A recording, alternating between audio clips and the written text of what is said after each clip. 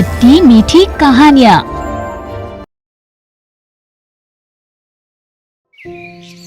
अमन और मीनू की शादी को 25 साल होने वाले थे और 25 साल से अमन और मीनू अकेले ही पूरा घर संभालते थे।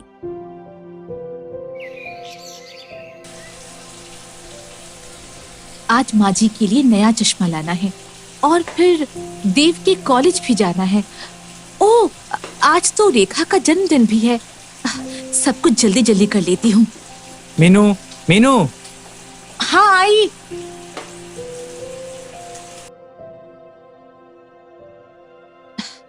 जी, क्या हुआ? मैंने कल ही तुमसे कहा था कि मेरे इस शर्ट का बटन लगा देना, और तुम देव के कॉलेज क्यों नहीं गई? कल उसके टीचर दुकान में आए थे। वो मैं आज ही जाने वाली थी। तुम तो बस रहने ही दो, मैं ही चला जाऊंगा। तुम्हें तुम्हारे अपने कामों और बहानों से फुर्सत मिले तब ना जाओगी।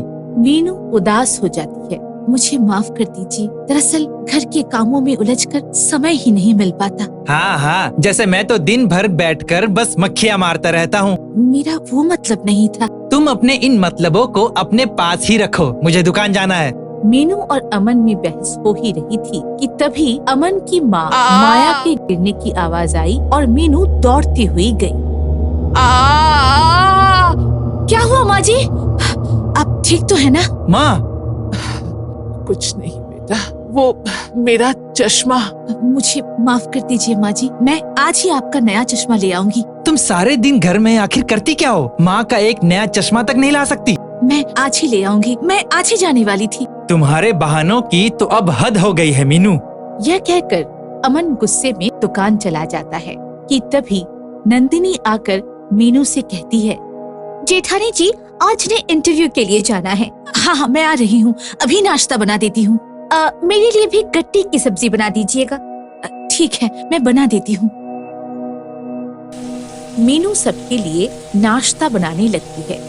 तभी अमन के पिता नरेन मीनू को आवाज लगाते हैं, अमन की बहू, वो मेरा चश्मा नहीं मिल रहा है।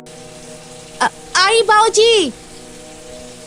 मीनू नरेन का चश्मा ढूंढने जाती है। तब तक सारा नाश्ता जल जाता है।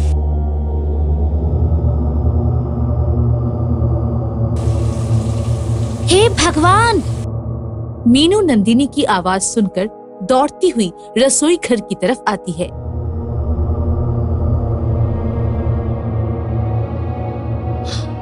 ये तो सब जल गया।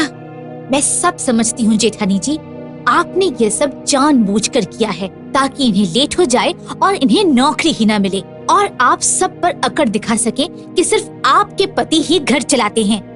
नहीं नंदिनी, राजेश मेरा छोटा भाई है। मैं ऐसा क्यों चाहूंगी भला? मुझे सब पता है भाभी, पूरा घर बस आपका और भैया का ही गुणगान करता है। ऐसा नहीं है नंदिनी, तुम गलत समझ रही हो। वहीं दूसरी ओर राजेश इंटरव्यू जाने के लिए अमन की दुकान पर पैसे मांगने जाता है। दुकान में ग्राहकों की बहुत भीड़ होती है। भैया, भैया जरा वो पैसे। अमन ग्राहकों को लेकर पहले ही परेशान होता है और गुस्से में राजेश पर भड़क जाता है। सुबह सुबह दुकानदारी के समय ही आ जाते हो दिमाग खराब करने। भैया, आप दुकान चलाते हो तो इस बात की अकड़ दिखाने की जरूरत नहीं है। ऐसा कहकर राजेश वहाँ से चला जाता है। अरे राजेश, सुन तो। थोड़ी ही देर बाद मीनू दुकान पर आती है। सुनिए, मुझे माँ जी का नया चश्मा लाना है, थोड़े पैसे। दुकान में कोई बिक्री ग्राहक है या नहीं, इससे कोई मतलब नहीं है। पैसे कोई पेड़ में नहीं उगते। अमन गुस्से में मीनू को कुछ पैसे निकाल कर दे देता है, पर वो आज रेखा का जन्मदिन भी है। तो मैं क्या करूं? हर रोज किसी न किसी का जन्मदिन होता ही रहता है। ये सब नंदिनी सुन लेती है। शाम को सब मिलकर राजेश और नंदिनी की बेटी रेखा का जन्मदिन मनाती हैं। मैं अपनी प्यारी सी गुड़िया के लिए फ्रॉक लाई हूँ। हमें आपका कोई भी तोहफा नहीं चाहिए, अब कल ही इसे वापस कर दीजिए। तुम ऐसा क्यों कह रही हो नंदिनी? आखिर बात क्या है? अमन भैया ने राजेश को तो पैसे देने से मना कर दिया और आपको पैसे दे दिए। भैया दुकान चलाते हैं, इसका मतलब ये नहीं है कि वो पैसों की अकड़ दिखाएंगे। मैंने कोई अकड़ नहीं दिखाई है भाई। वो तो ग्राहक ज्यादा थे इसीलिए। राजेश और नंदिनी गुस्सा होकर वहाँ से चले जाते हैं।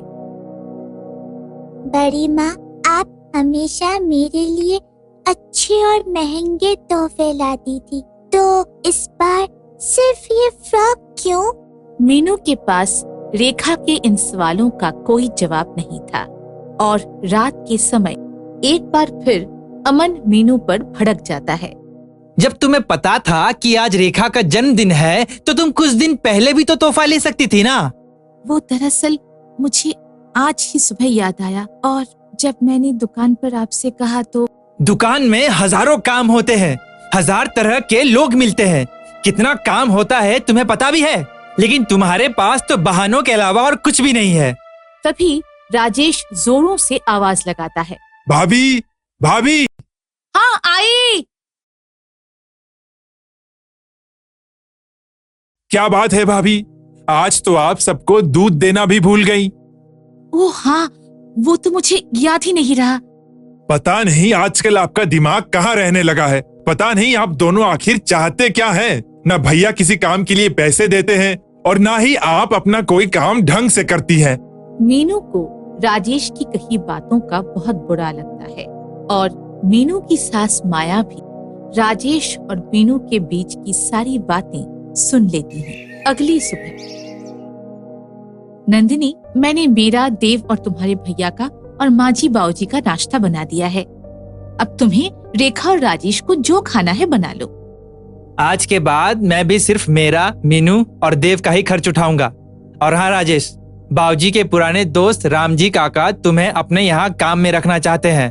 सारा काम हो गया है। अब मैं और माजी मिलकर आज से आसपास की सभी औरतों को सिलाई और बुनाई का काम सिखाएंगे। और मैं छोटे बच्चों को संगीत सिखाया करूँगा। नंदिनी, तुम्हें भी कुछ करना चाहिए। आजकल खर्चे कितने बढ़ गए हैं। तुम घर में ही कोई पार्लर क्यों नहीं खोल लेती, या फिर रेखा के स्कूल में भी पढ़ा सकती हो। अचानक से इस घर में कि उल्टी गंगा कैसे बहने लगी। अमन और मीनू का बदला व्यवहार सभी के लिए चौंकाने वाला था। तभी मीनू और माया ने एक दूसरे की ओर मुस्कुराते हुए देखा। कल रात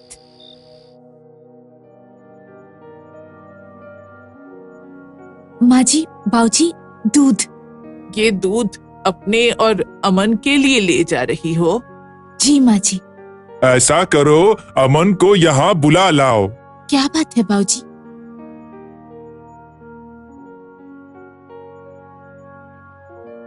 मीनू और अमन डरते डरते जाते हैं। बहू, अब दरवाजा बंद कर दो। क्या हुआ माँ, बाऊजी, सब ठीक तो है ना? हाँ, सब ठीक है। बस तुम दोनों हमारी बातें जरा ध्यान से सुनो। देखो, रिश्ता एक अनोखा बंधन होता है, पर जब सारा बोझ एक के ही कंधे पर पड़ने लगे तो ये बंधन जंजीर बनने लगता है। आज के इस युग में खर्चों की कोई सीमा नहीं है, और ऐसे में जब एक ही इंसान सबका खर्च उठाएगा या सबके लिए काम करेगा तो उसे एक वक्त के बाद चिड़चिड़ापन आना लाजमी है। बेटा, जीवन में बदलाव की जरूरत हर किसी को होती है, और ऐसा करके तुम दोनों रिश्ते संभालने के बजाय रिश्तों को अपाहिज बना रहे हो। और इसका सीधा असर तुम्हारे अपने ही रिश्ते पर पड़ रहा है। तुम हर रोज बहू पर चिल्लाते रहते हो। शायद तुम दोनों भूल गए हो कि आज से 25 साल पहले तुम दोनों की लव मैरिज हुई थी। याद करो, क्या तब भी तुम दोनों ऐसे ही थे? ऐसा तो हमने कभी सोचा ही नहीं। अरे तो अब सोचना शुरू करो। शुक्रिया माजी, बाऊजी, आप दोनों की यह अनमोल सीख मेरी आने वाली 25वीं सालगिरह का सबसे सुंदर और कीमती उपहार है। अमन को भी अपनी गलतियों का एहसास हो जाता है। मुझे माफ कर दो मीनू। आप भी मुझे माफ कर दीजिए। उस दिन से सब अपनी अपनी जिम्मेदारियां उठाने और समझने लगे और मिलजुल कर खुश रहने लगे।